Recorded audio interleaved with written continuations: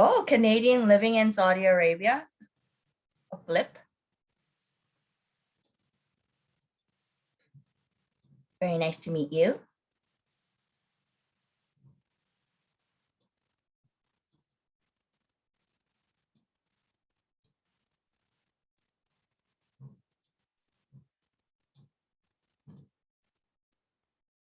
And it's 8:04. So Simran, take it away whenever you're ready. All right, awesome. Thank you, Robin. So welcome everybody to our International Students event. So happy you could make us today from wherever you're joining us from. And the picture that you see on your screen here is our wonderful campus of Ryerson University. So I can't wait to see you all once we head back there. But for the time being, this will do. So today our event is going to consist of a quick introduction followed by a land acknowledgement. And then you're going to get to hear from your first year ambassadors, followed by a presentation from International Student Support, where they're going to give you all the tips and tricks that you need to know so you're ready to start off your year. And then we're going to have a presentation from housing. So in case you've booked a housing or you're unsure of what to do, you can find out everything you need to know here as well. And then we will end off the event with a Q&A. But first, I just want to start off with introducing myself. So my name is Simran. My pronouns are she and her. I'm the events lead with the first year engineering office. So I plan all the events that you'll be seeing this summer and throughout the school year. And I'm also in my 5th year of aerospace engineering. So if you have any questions about anything related to those fields, please feel free to reach out to me. So now I'm going to start off with a land acknowledgement. We do land acknowledgements to acknowledge the land that we stand on and show respect for everything that has happened here. So Toronto is in the Dish with One Spoon territory. The Dish with One Spoon is a treaty between the Anishinaabe, Mississaugas, and Haudenosaunee that bound them to share the territory and protect the land. Subsequent Indigenous nations and peoples, Europeans, and all newcomers have been invited into this treaty in the spirit of peace, friendship, and respect. So now I'm going to do a quick recap of what the FYEO is. So the first year engineering office focuses on 3 main supports, which is academic, administrative, and transition. So your academic support that you're going to see from the office are things like academic advising, study halls, learning groups, and the early intervention program. So these are things, if you're struggling academically, we have staff ready to help guide you through these things. And study halls are one thing you do not want to miss. They are hosted by your professors from that class before tests, exams, and they really help out. The next is administrative support. If you are in an undeclared program or if you want to change from one discipline to another, we really help out with the administrative side of that. So anything from plan change forms to medical certificates, if you're missing a class due to medical reasons, we help out with that as well. And lastly is transition support. So if you attended our 3-week-long pre-orientation, that just ended on Thursday, and orientation coming up next week. And lastly, your first year ambassadors. So what we have here today, any events that you have are all part of the transition support to make sure that your transition from high school to university is a smooth and successful one. So now I'm going to pass it on to your first year ambassador, which is Gurneet, and I'll pass it over to him. Thank you so much, Simran. So hello, everyone. My name is Gurneet, and I will be going my 4th year of aerospace here at Ryerson starting this fall. I am currently also working as the aerospace director at RES. So if you have any questions regarding RES or just anything related to the administration or your transition, just reach out to me.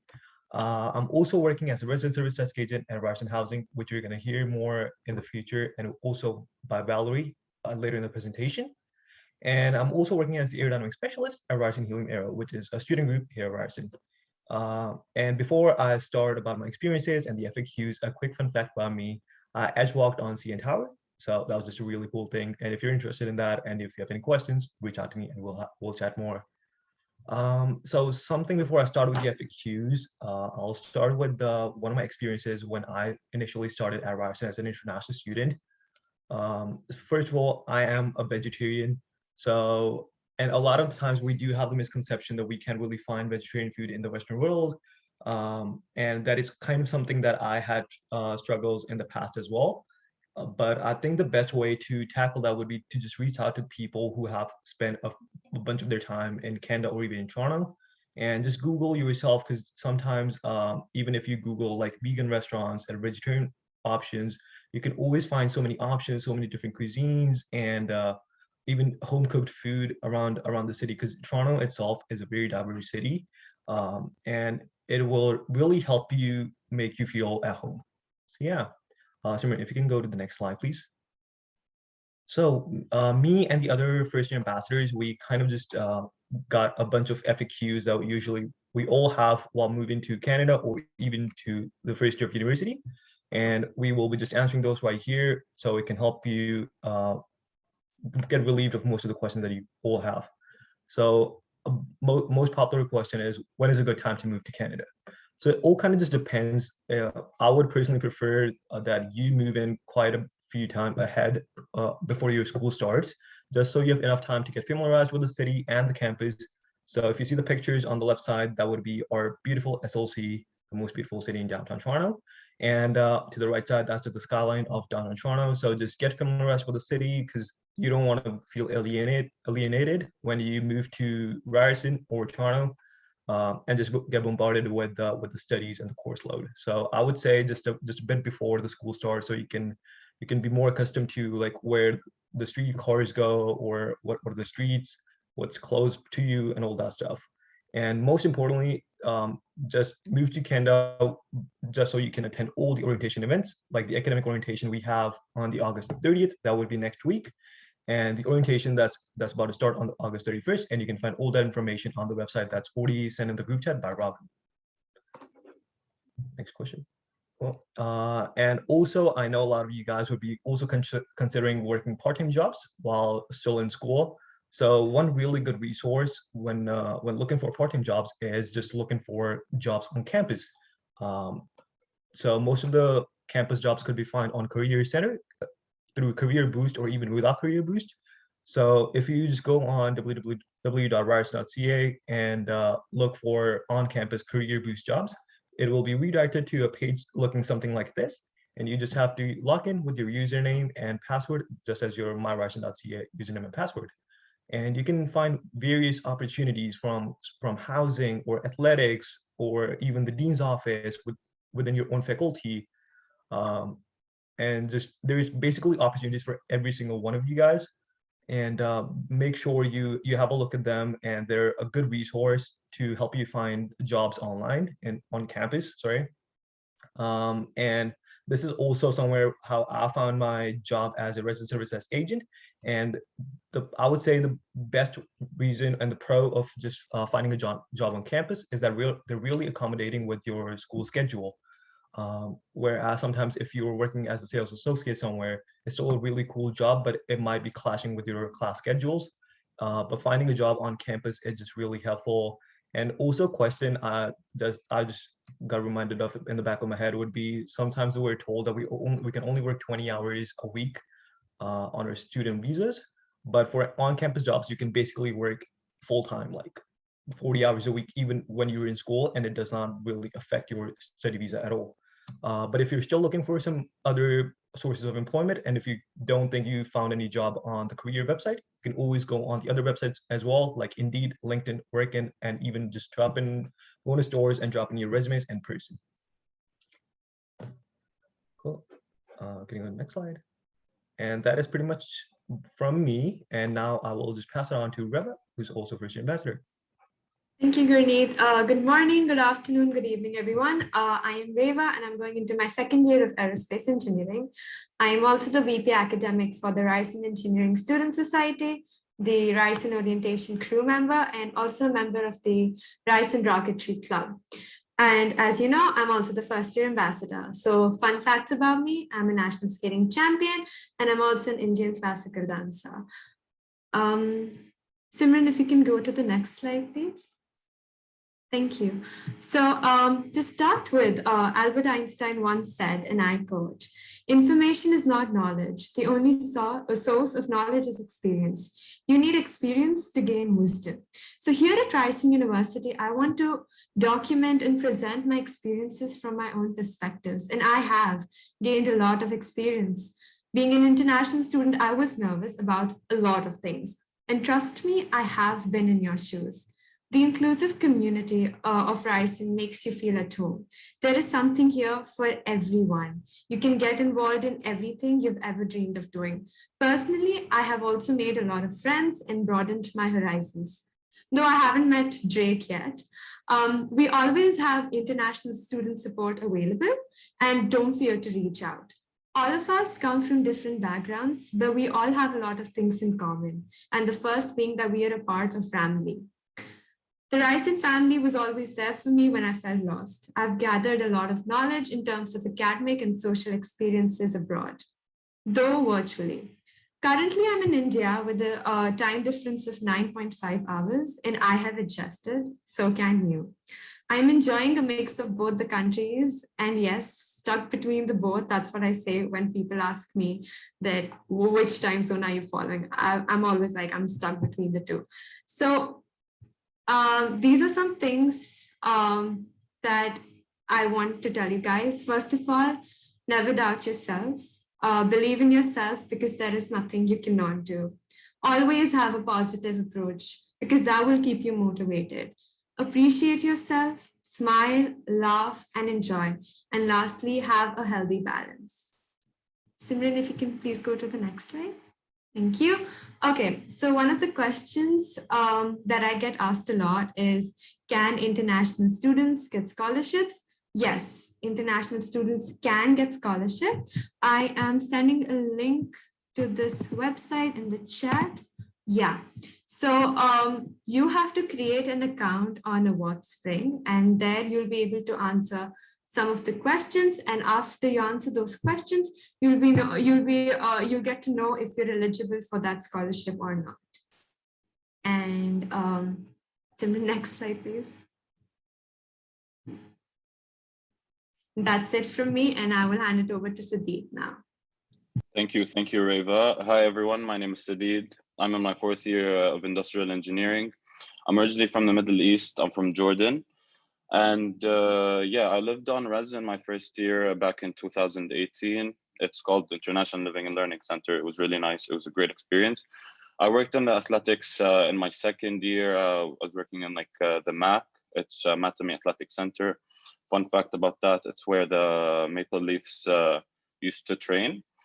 And I've attended a lot of events hosted by Ryerson in my 1st and 2nd year, so I can tell you a lot about them if you choose to reach out to me. Simran, can you go to the next slide, please? So as I said, I'm from Amman, Jordan. I came to Ryerson in fall 2018. I lived on residence, and when I came to Canada, I was like completely alone. There was no one to help. My parents couldn't come because of visas and other complications.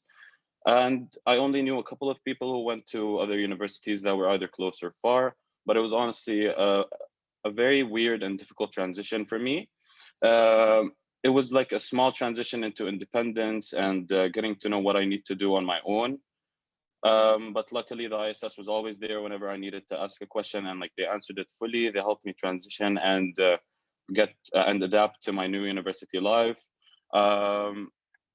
I remember being anxious and scared at like so many points. Like it was like really, really scary because I was still like 17 and it was really, really terrible. But luckily I adapted. I made new friends from res, from classes, and it's a hard experience in general. But once you set your mind to it, I think it's worth it. So if I could go back in time and give you like a couple of pieces of advice, I would say, do not be afraid to put yourself out there. And I know a lot of people say that, but like, and it's way easier said than done, but it's honestly just get out, talk to people. Chances are they're going to talk back. People in Canada are really nice. The stereotype holds true. Meet people and make connections, because you never know. Some people might help you in some things, you might help them in other things. So it's always good to know people, whether from your classes.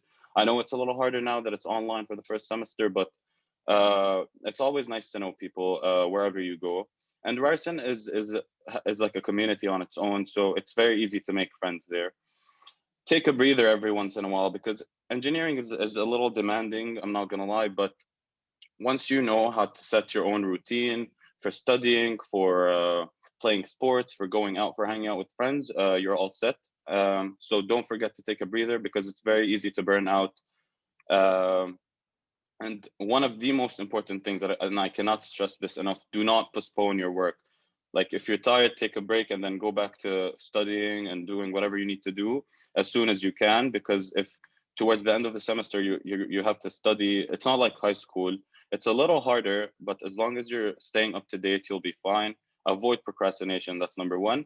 And most importantly, be grateful, because this is a very huge blessing to all of us. I'm sure we all know that.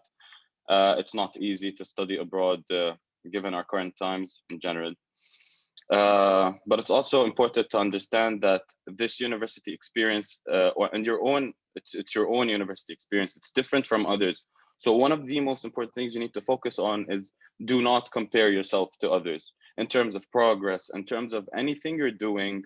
Do not compare yourself to other people, because let's face it, our financial situations are different from other people. Our mental health is different from other people. Our studying capabilities are different from other people. So it's your own journey. Just go through it and you'll be fine. And it's shaped by how you want it to be. So if you have a certain method of studying, you can change it, you can adapt it, but like, don't follow what other people are doing just because, you know, just do your own thing. And yeah, and it can be impacted by several factors. And I'm going to mix the last 2 points together because they're sort of connected. So it's impacted by several factors, and it can be positive and negative depending on how you choose to make it.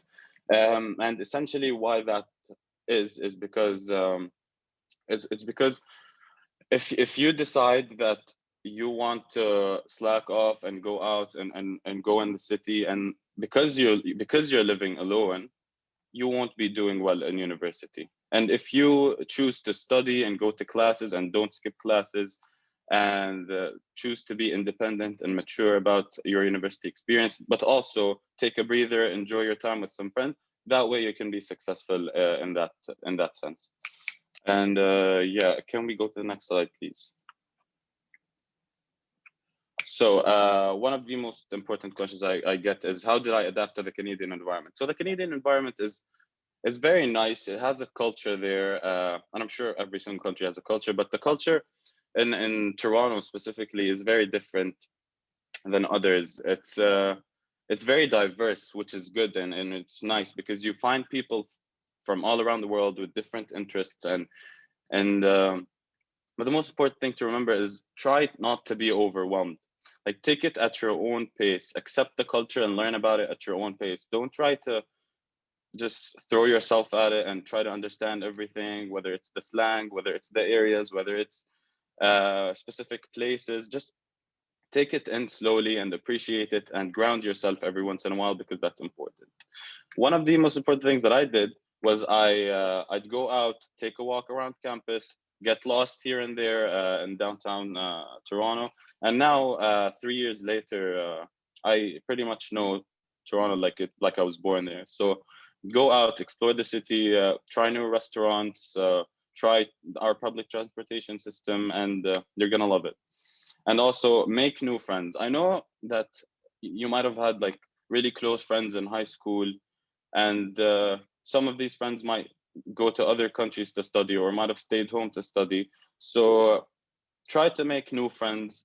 I'm not saying leave your old friend and everything and just go to Canada and forget everything that you've had, but I'm saying try to make new friends who you connect with on some level, because we all need someone at some point. Whether you're feeling down, whether you want to go out, whether you want a breather, you can find friends who you can, like, for example, in my first year, I made a couple of friends who I used to go pick up basketball with in the gym, and that was a really good breather for me, and it was a really good in terms of exercise, in terms of clearing my mental health. So I suggest you do the same, but also stay in touch with your old friends and family, because they really do help keep you grounded. Because at some point you might be overwhelmed. At some point you might say, am I actually in Canada right now?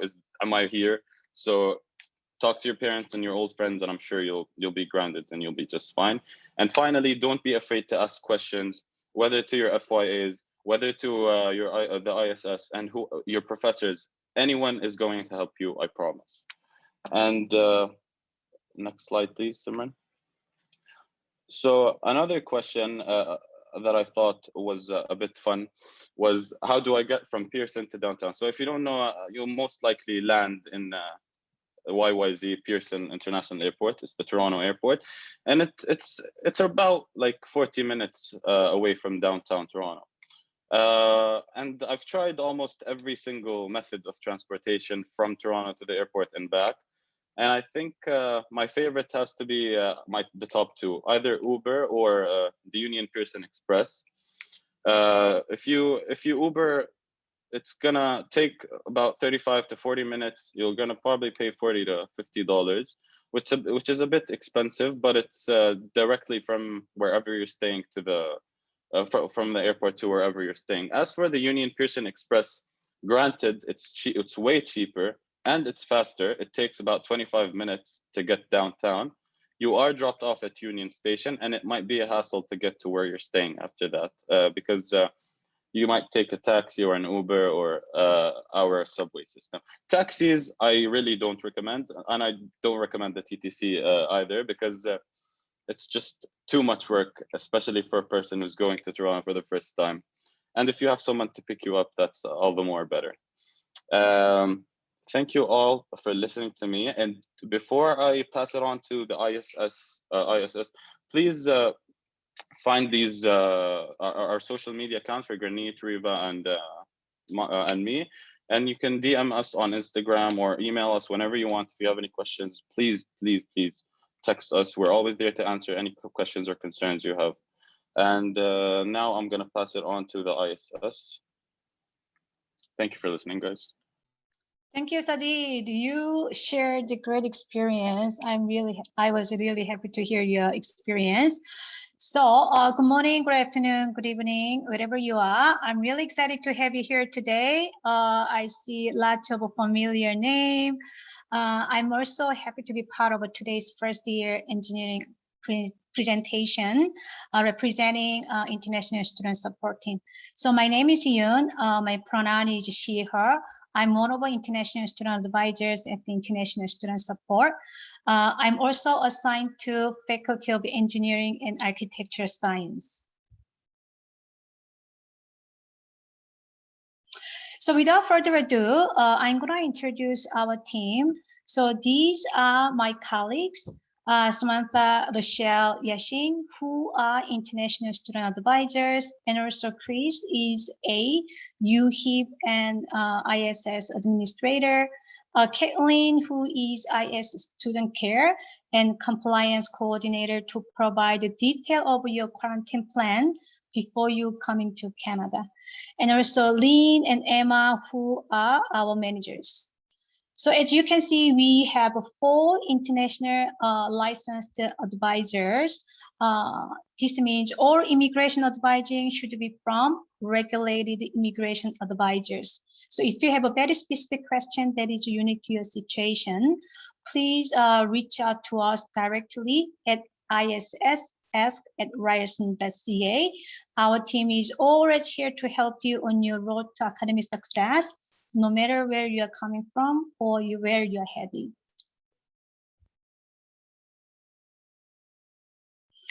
So once again, welcome to Ryerson. I want to see your reaction. So at the bottom, you can click the reaction, lots of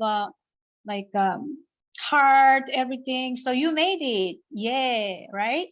So International Student Support Office dedicated to fostering a sense of belonging and community for all students who are new to Canada, as well as for those students seeking a global experience on campus. So we aim to support our students as best as we can. So this is agenda for presentation today. I'm gonna provide information on international student support services or programs, immigration compliance, as well as answer some of your questions that you may have for upcoming semester.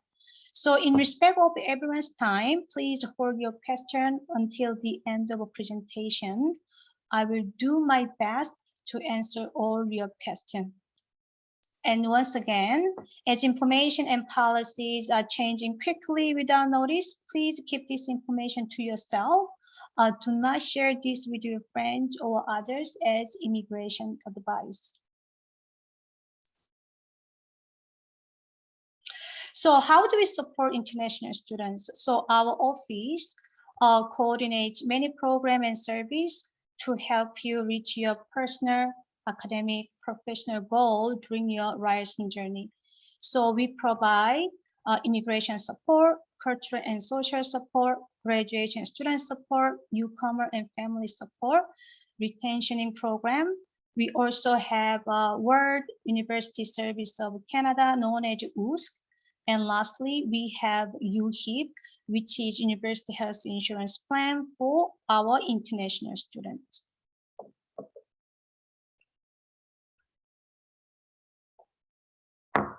So first of all, we offer one-on-one advising, focus on your personal development. So if you have a very specific question that is unique to situation, please contact us. We're gonna discuss your case further. And also we help our students through online group immigration workshop, including study permit, work permit, post-graduation work permit, TRB, and express entry. So you have access to find our events or programs using Connect RU as a centralized place. We also have driving advising hours every Tuesday and Thursday. Because of a different time zone, we have a different time slot. So every Tuesday, we have 9 a.m. to 11 a.m. Every Thursday, 1 p.m. to 3 p.m. For 2 hours, you don't need to make an appointment. You can just drop in a first come, first service based. So today is Tuesday, right? So today we have a drop-in advising from 9 a.m. to 11 p.m. We also have a electronic status letter. So we provide electronic status letter to international students to apply for any Canadian immigration documents. So it is your responsibility to make sure all immigration documents are up to date. This includes being aware of expiration date, conditions, or restriction of each document.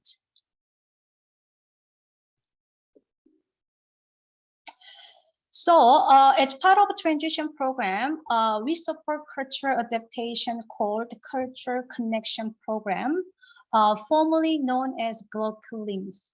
So Cultural Connection is an intercultural understanding program that develops cultural awareness and builds global network. So we all belong to one or more culture, right? So this promotes acceptance and appreciation of a different culture.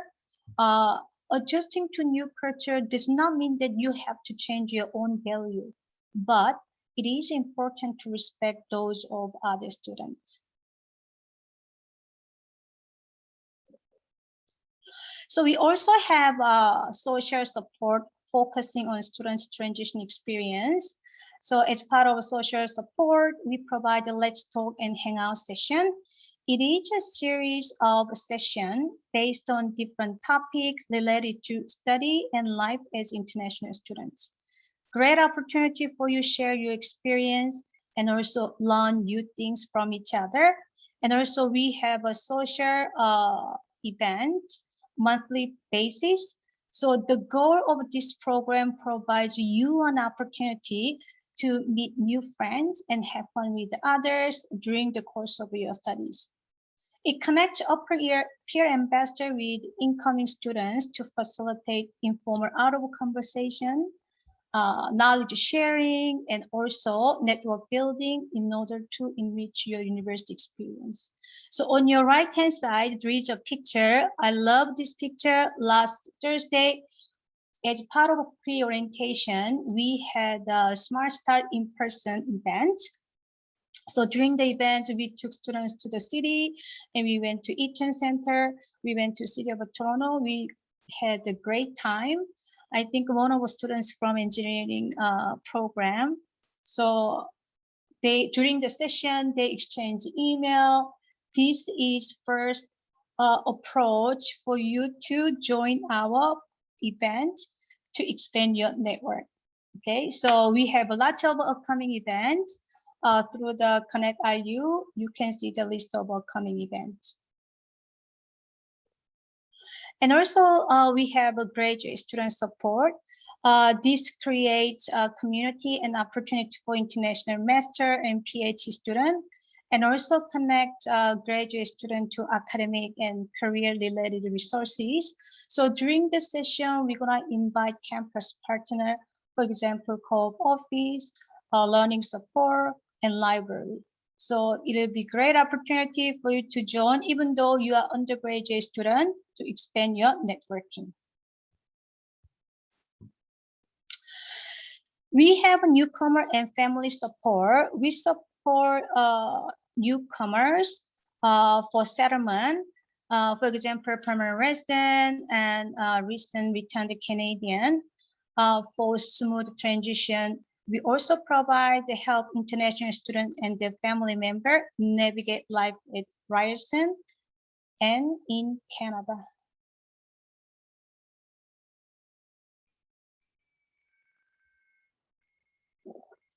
We also have a retention programming. So first over, action plan advising. So this supports at-risk international students through one-on-one connection and facilitated learning experience.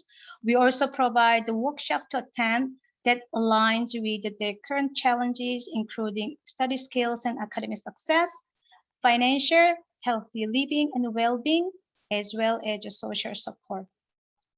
We also provide emergency bursary to eligible international students. It is only one-time awards based on financial needs due to emergency situation. Like I told you before, I see lots of a familiar name. Welcome appointment is one of my favorite meetings during startup. It is a mandatory appointment for all incoming students during the first 8 weeks of the semester. So international student advisor meets students for appointment based on their faculty of study, meaning that each international student on campus has a designated learning, the student advisor. So like I told you before, I'm assigned to faculty of engineering and architectural science. So this is my role to be there for you every step of the way during your journey at Ryerson. So if you don't attend the welcome appointment, please schedule your welcome appointment with me. During the welcome appointment, we're gonna remind students of having proper immigration documents, connect them with our service program and resources at Ryerson. So Simran just changed the screen. So World University Service of Canada, known as WUSC, this program supports the sponsorship of one student each year through the Student Refugee Program. Our office hosts a few events throughout the year to raise awareness on global immigration issue, world education, and human rights, as well as international development.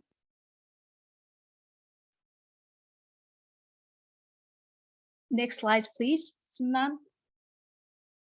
Okay, so University Health Insurance Plan, we want you to stay healthy and safe while you are studying, right?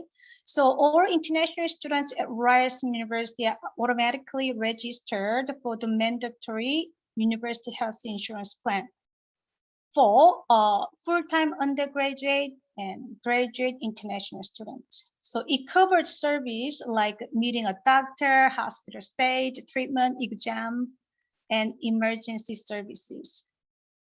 So healthcare in Canada can be very expensive, but this insurance will help cover the cost of medical services at clinics and hospitals.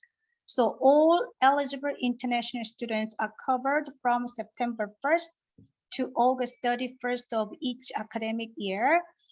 Fees are included in your tuition. Your health insurance coverage card will be available during the second week of September. So if you email us, we're gonna send the electronic UHIP coverage card to you during the second week of September. Okay.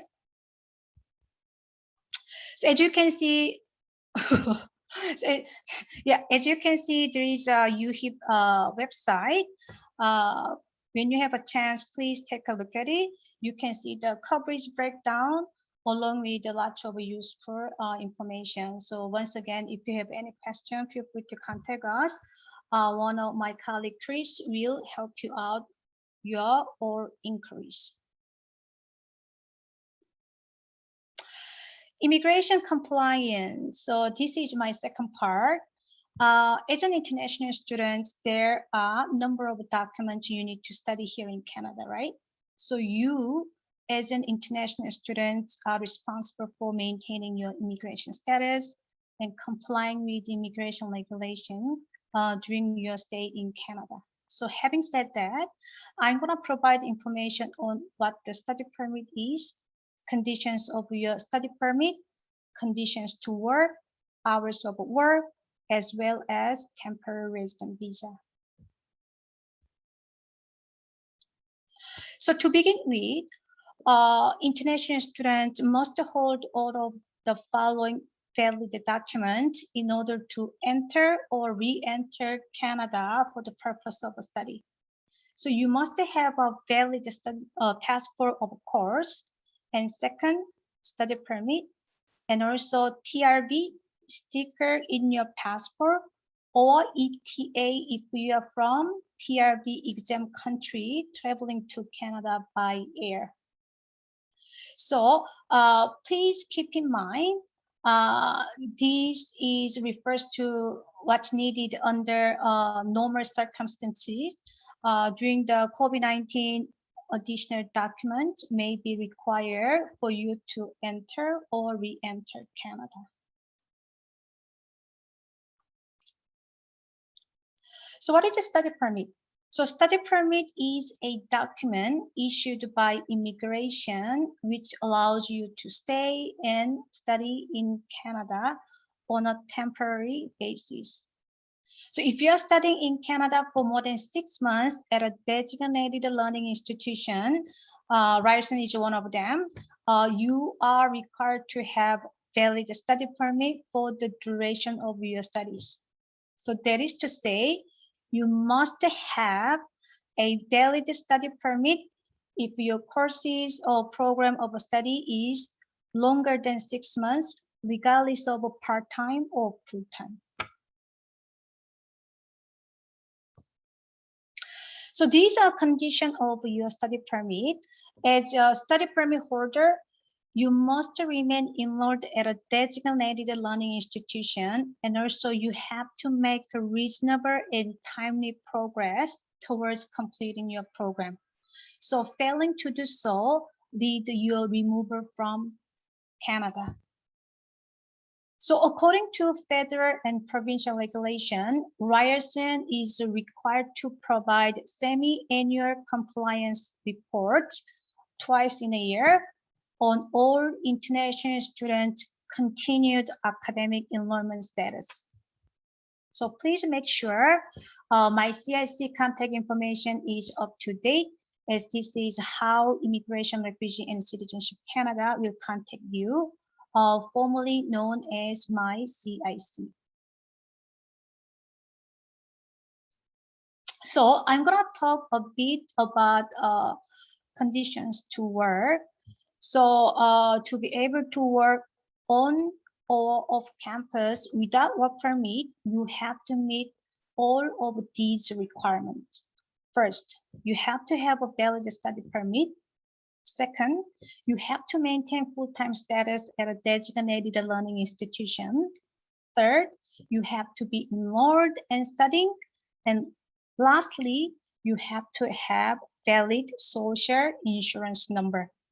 So what is a social insurance number? Social insurance number is 9-digit number that you need to work in Canada. This number also allows you to have access to government program and benefits.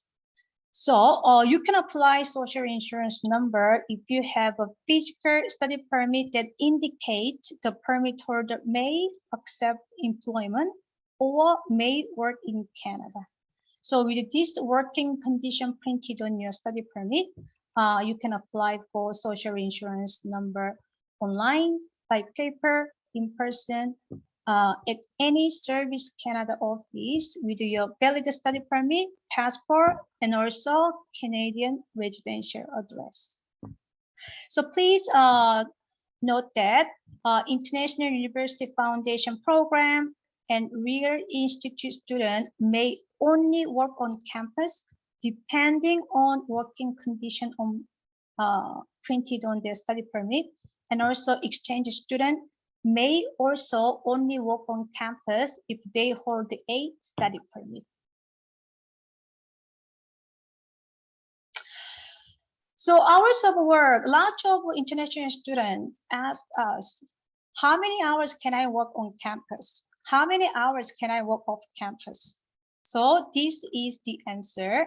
So on campus, immigration does not limit the number of hours students are permitted to work on campus. However, some ryerson employers may restrict the hours students can work. So for example, our office, we provide 10 hours to students for winter and fall semester. And also during the summer semester, we provide 35 hours to students. So in terms of working on campus, there is no restriction on number of hours you can work. Off campus, however, they restrict number of hours. So you may work 20 hours per week while you are studying, especially fall and winter. And also you are eligible to work full-time if you are on scheduled break, such as 2.5-week winter break, 4 months spring and summer holidays, and 1 week reading week. Okay. So in order to work full-time during scheduled break, you have to maintain full-time status before the break and after break. At Ryerson, a graduate student must be registered in all 3 semesters per year. So therefore, graduate students do not have a spring, summer as a scheduled break.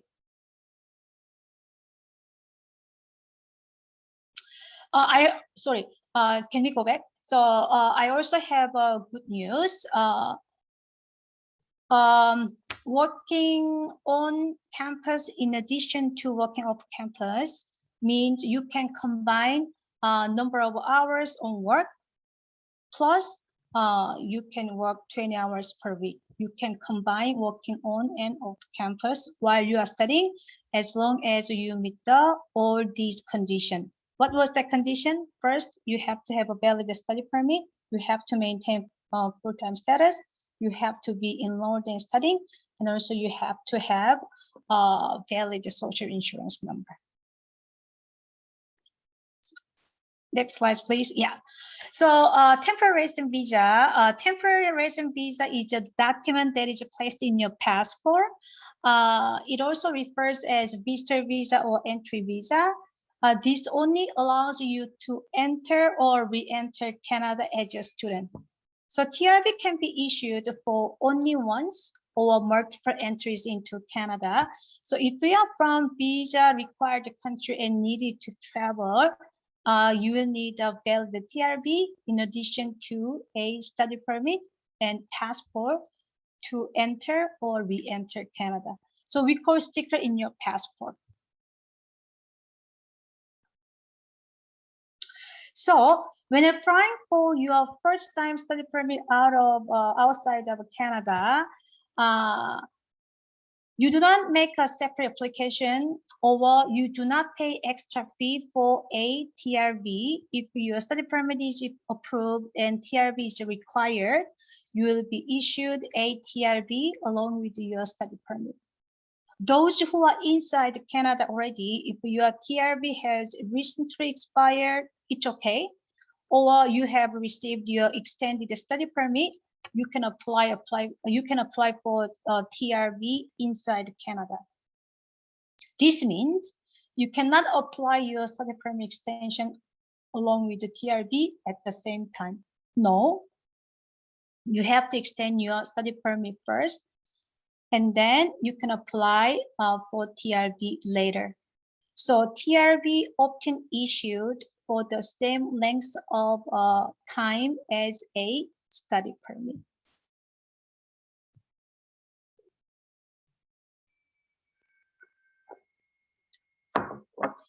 So this is what the temporary resident visa looks like. It has information whether you can enter only once or multiple, what category it is, and also you can see the issue date along with the expiration date. It is usually stuck onto one page of passport, and the expiration of a TRV means the last day you are allowed to enter or re-enter Canada. So this is how it looks like. Next slide, please. Yeah. So I'm going to promote one of our upcoming events. So welcome party for the international community taking place on Thursday, September 2nd from 12 p.m. To 3 p.m. It's going to be hybrid, means in person plus online. So we're going to invite the DJ. There will be lots of giveaway prizes. Please sign up for on the attendees. I think some of the students has issues. If you have an issue, please send an email to us. We're going to provide a step-by-step procedure. So this brings me to the end of the presentation. I hope it was helpful and have answered some of your questions.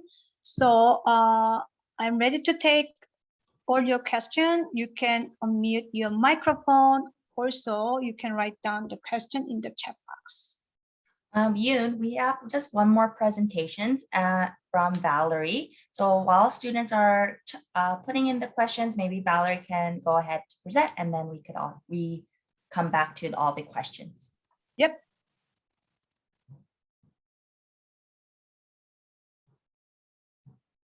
And then Valerie, you are here and ready to go. Take it away. Awesome, thank you. Can everybody hear me okay? Yes, perfect. Awesome. Hi, everybody. My name is Valerie.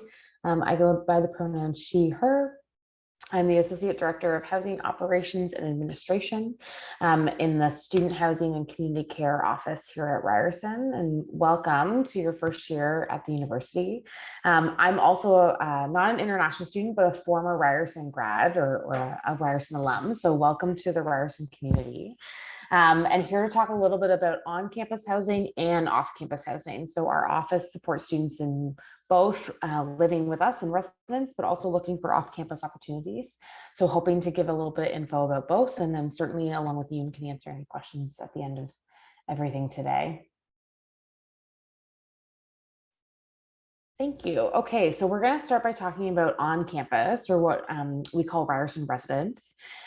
We have 3 buildings on campus, and I think there's a slide in a second that I'll cover to in a second, but many of you might be living with us, and if you are, amazing. Can't wait to welcome to you either starting already or this coming weekend or later. So hoping to chat a little bit about, for students who are coming to live in residence this year, what to expect. And then if you had applied and you're still waiting, you're on the wait list, I'll make sure to cover a bit of that too. We actually started, our official move-in is this weekend. So it's Sunday, August 29th and Monday, August 30th.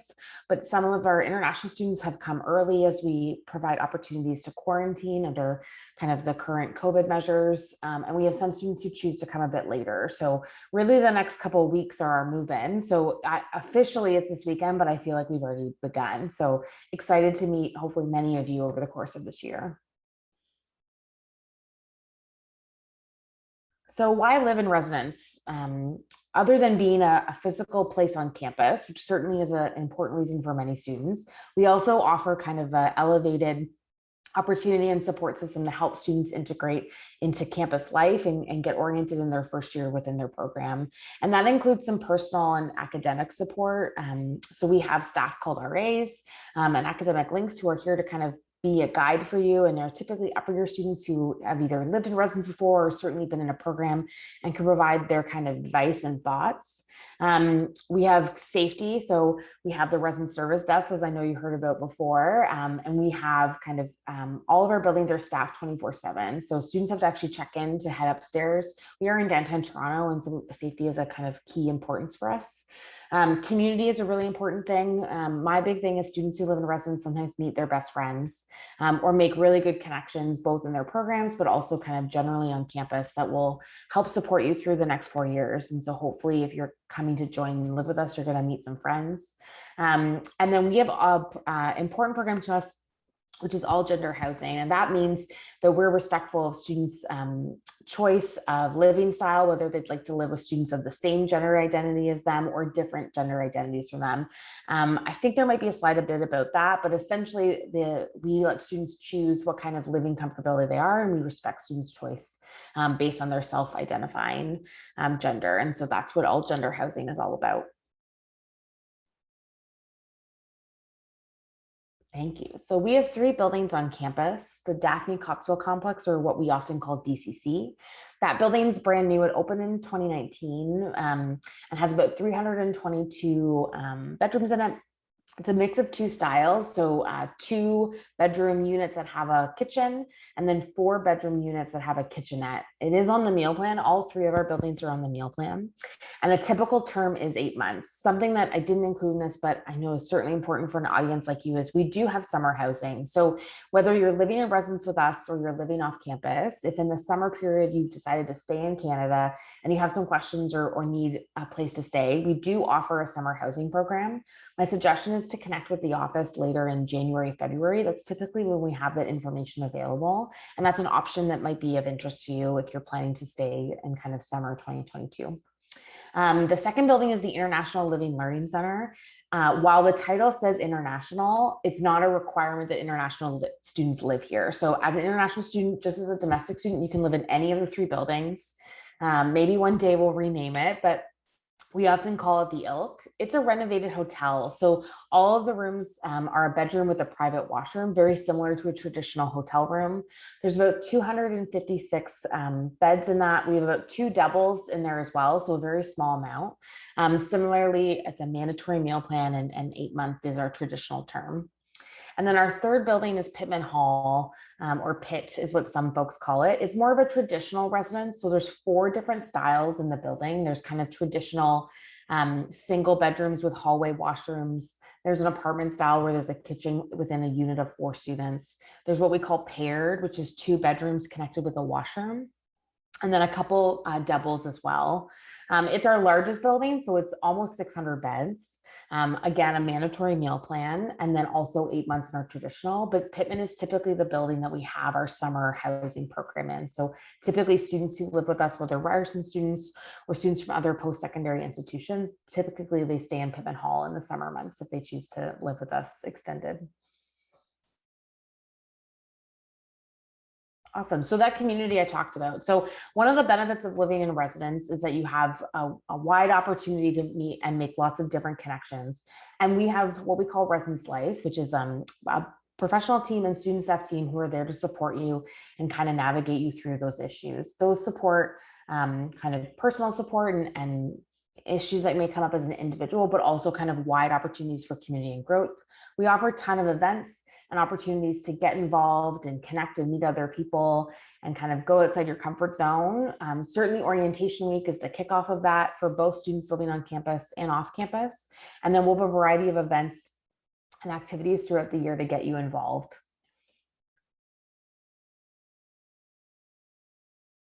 Awesome. And then that personal support. So as I mentioned, there's a residence advisor who's an upper year student who's on each floor, and they're your connection point to kind of seek out if you have questions or looking for advice or want to navigate things. Many of them have lived in residence before, not all, but most, and they go through a 2-week, they're in training right as I speak, to kind of make sure they have all the information and training in order to support you and get you connected with other resources on campus.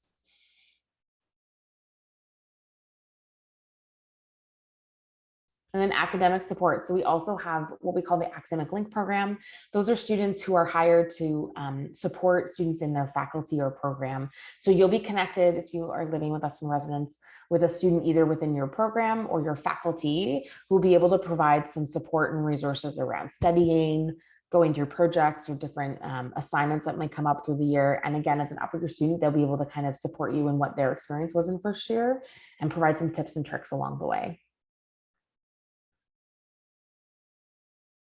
And then safety, as I mentioned, our desks are staffed 24/7. So students staff during the day and security overnight. And the service desks are also the space where you'll sign in guests, ask questions, pick up your packages and mail. And then campus security is a huge partner of ours on campus. And so they offer things like the Walk Safe program, where a security guard or supervisor can walk you from one location to another across campus any time of day or night, as well as provide support if there's an emergency or an emanated need that comes awry.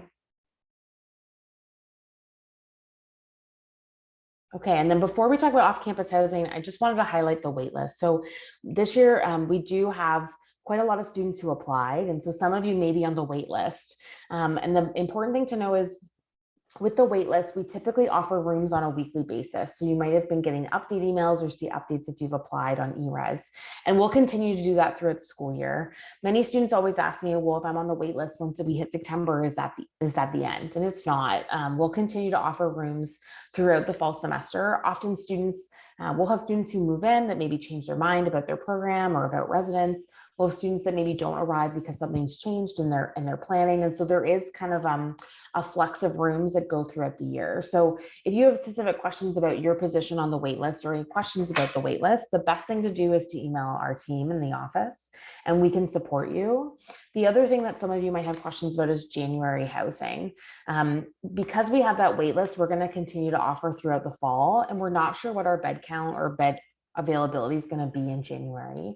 So if you have specific questions about January, of course, I can answer general when we get there, but I would encourage you to email the office to get detailed information in particular about yourself so we can make sure to get you the right info.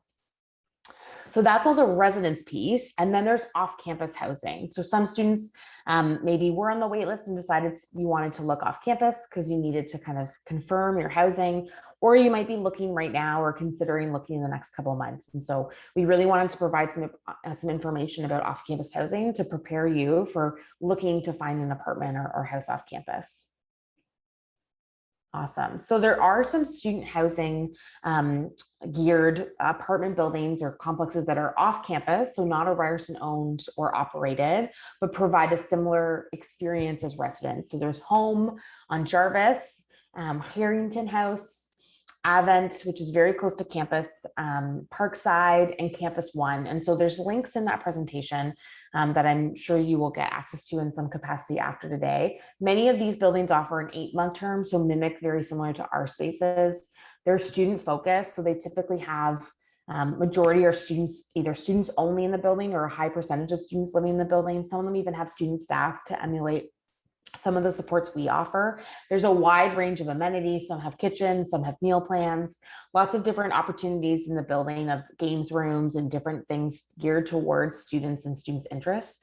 And they typically have a fee schedule. So they might not be monthly rent like a traditional off-campus, but they might have a different payment schedule. So if those are of interest to you, definitely something to check out. Many of them are still accepting spaces for students right now and have availability if that's something of interest for you to kind of check out for now or for January or later. Awesome. So your search. So there's really two important things I wanted to make sure to transfer you today about off-campus housing, and that's your search and how to look for an apartment or a housing, and then your rights as a tenant within Ontario and Canada, and making sure you understand your rights and responsibilities in a rental agreement. If you just want to hit, yeah, thank you. So finding a place. So really there's a timeline of what to do if you're considering looking at off-campus housing. The first thing is thinking about what you want. Do you want a condo or a traditional apartment building? Do you have roommates you need to share with or to maybe lower the rent price? Are there neighborhoods that you're really interested in or less interested in? Do you have a budget? Budget's probably the most important. It is very expensive to rent and live in Toronto, and it's really important to make sure you are reviewing and understanding what's in your budget and what that can get you. Roommates or things like that are a great way to try to lower the overall cost. We do have information on our website about what to expect in terms of pricing in the city, but something to kind of get oriented. And so we suggest kind of really determining your needs and getting a handle on what you want or are looking for, because that will help plan for your search. So then you can start looking. We have a website called placesforstudents.com that is geared towards students as a rental site. There's other places you can look at like view.ca or Kijiji or a number of different ways to find an apartment or a living space. But then you can start to filter based on some of this information of what kind of thing you're looking for. You can also go through a real estate agent and they can help you find a condo typically. You're going to set up viewings with that either landlord or property manager or your real estate agent and view. We really encourage students to consider viewing apartments where possible. Understanding for many of you, if you're currently in your home countries, that might be difficult, but it's really important to make sure you're getting an opportunity to see something before you put any money or deposits down. You want to make sure that you are seeing what fits your budget and is of interest of you, and also is not someone taking advantage of you. And so we really encourage you to wait until you can get to Canada to take a look at those things and really make sure it fits all your comfortability. Many places have a rental application, so you're likely going to fill out an application with a number of details and information. One of the things that is important as international students to know is very often there's things like a credit check or a guarantor that's required. And some of that's related to wanting to verify that you have the financial means to pay for the apartment or the unit. And so they will ask for financial information. If you have any questions about that, you can always reach out to our office and we'll be able to support and walk you through kind of those steps and what you need. You will likely sign a lease, and that's a legal contract between you and that landlord or property management agreeing to terms like what the rent will be, what will be included or not included. Some places include utilities like heat and electricity, some other places don't, and so that's an additional cost that might come up. And what are the terms? Typically in Ontario, you sign a 12-month lease, and at the end of that 12 months, you can either re-sign that lease or you move to month to month. And what month to month means that you could end that agreement within a month at any time. Typically, you have to pay first and last, so first month's rent and last month's rent upfront. And some of those are the kind of key things to get familiar with and to understand before you start looking, all of the pieces you need to get together and make sure you're kind of comfortable with what you're looking for and what you're potentially signing off on. And then what are your rights and responsibilities as a tenant? So there are requirements and legislation within Ontario about what as a tenant you're responsible for and what as a landlord they're responsible for. Highlight and high things are around security deposits, and there's certain rules around what a security deposit can be asked for and not asked for, application fees, and move out dates. So typically in Ontario, if you plan to move out, you need to give at least 60 days notice. That's even if you are into the month-to-month territory. Within your your year contract, you can't break that contract up until the year's over, but you do need to give 60 days notice.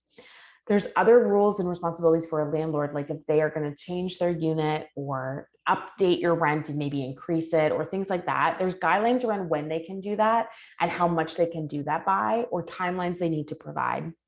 So it's really important to take a look at what's called the RTA, or the Residential Tenancy Act. And that is a document created by Ontario that provides and lays out kind of the rules and responsibilities as a tenant and the rules and the responsibilities as a landlord.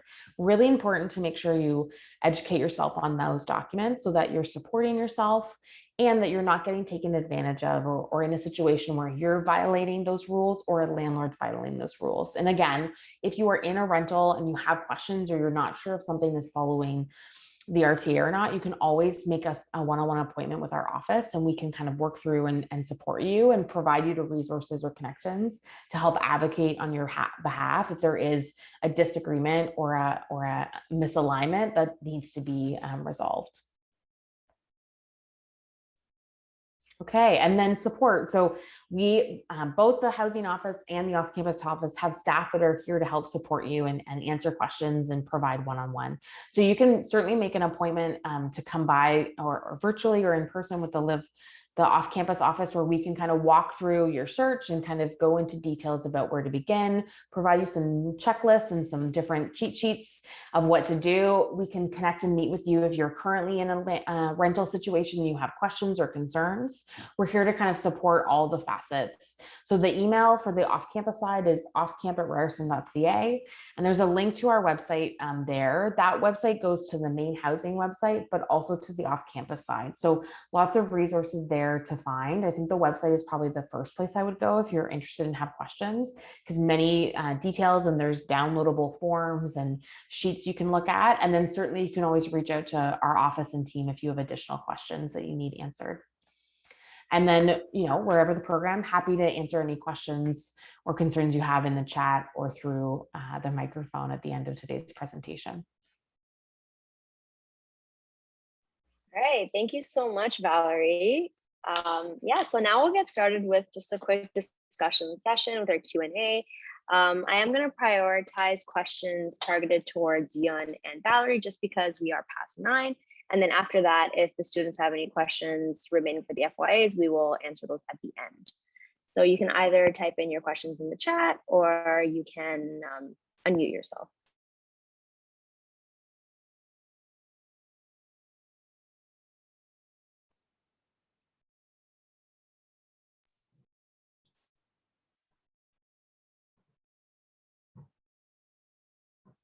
Okay, Yun, I think there's a question for you. It says, I wanted to ask about how we book those one-on-one immigration appointments. I just saw right now. So you can send an email to us, iss@ryerson.ca. I'm gonna just type right now.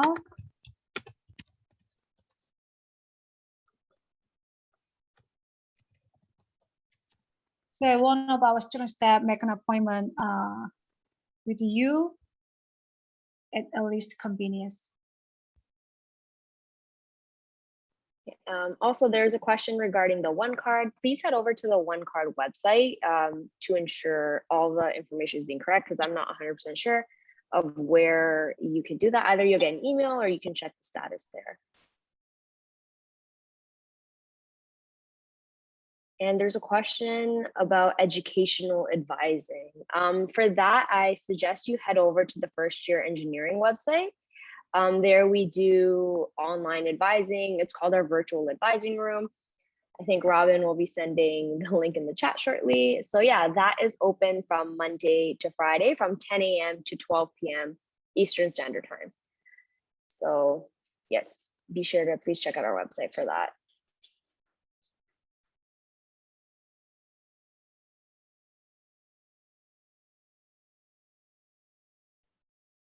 Yeah, I'll just wait another few seconds. Sorry, there's some construction going on in my backyard. I don't know if you can hear it.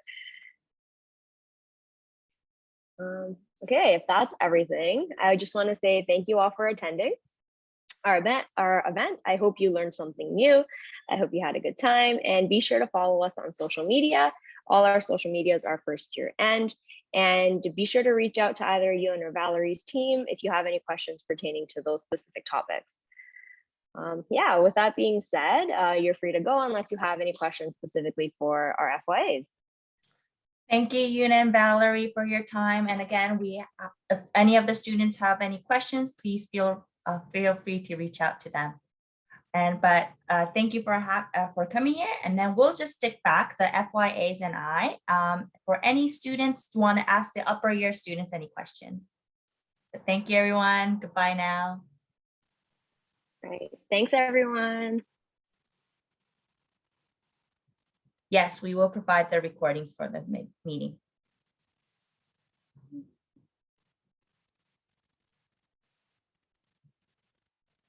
It looks like also the students don't have questions for our upper years. That's great too. That means all their questions have been answered.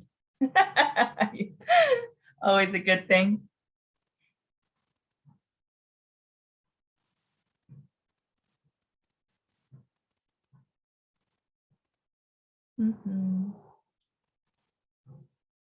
Okay, Khaled has he direct messaged me and has a specific question. Is it necessary to be physically present in Canada for the fall semester? No, because all the first year engineering courses will be offered online. Is it going to have an impact on my projects if I'm not in Canada? No, it should not, because of COVID, it should be because all the courses are offered online. But it's in this transitional year where there are students coming onto campus to use the facilities, but group work and such, it will be a mix. So some people who are in Canada may be able to come to do group works together in person. They choose to, but a lot of people are still where they are at. What is the difference between studying overseas and studying in Canada? Oh, does that FYA want to answer that question? Because you guys been studying. Yeah. So thank you for the question. I'm actually in India. So the biggest difference is just the time. And also, if you make any friends, you are not able to, meet them in person. And you're not able to study with them in person. But you can actually host Zoom calls and talk to them about it. And yeah, you'll have to adjust with the time zone. That's the biggest challenge. But I'm sure you'll be able to do it. Gurneet, do you have something to add to this? Not really, since Revla is definitely more experienced in this field than I am. I think the main idea would be just managing your sleep schedule, because that's the biggest problem that I really had, because my classes used to be at 3 a.m. in the morning, and I'm not really a night person. So just take naps in the evening if you can, right? Just try to just manage your time, sleep right after your classes. Don't end up spending time on Netflix or YouTube. And still try to stay as connected as well, like the other people on campus, with your friends or even your peers, your professors, even if you're in a different country, because everything's just online. So I think everything's just in your favor. Yeah, so if you just know all the resources, you're still trying to get involved in the campus and your student life, I think you should be good. Thank you, Reva and Gurneet. And the last question we have is, there's a lot of orientation events going on. Which are the ones that are most essential? Number one, I could begin, is August 30th, academic orientation for engineering students. It is mandatory. And then I'll pass it on to the FYAs, which one, because after August 30th, it goes into Frosh Week hosted by the student groups. Do you have any recommendations for both of, for which orientation events they should attend? Of course, we would like to say attend all. Monday to Friday, attend all the events. But the Monday one will be your most important. Okay, I think that's it. Thank you so much for staying overtime with us today, and we'll see you around. Bye, everyone. Bye, everyone.